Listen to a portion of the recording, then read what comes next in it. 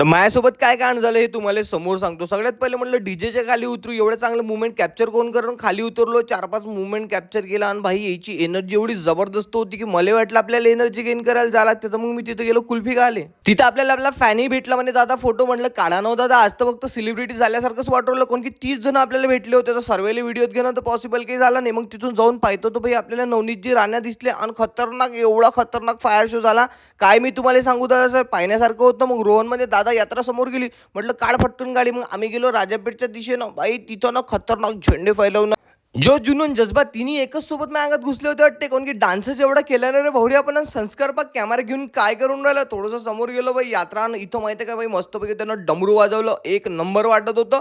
थोडंसं समोर गेल्यावर पाहतो होतं काय बाई, मग कावड यात्रा संपली. मग रोहन म्हणे भूक लागली, म्हटलं चल शेवपुरी खाऊ. मग आम्ही मॅगी खाल्ली आणि मग आम्ही घराकडे निघालो.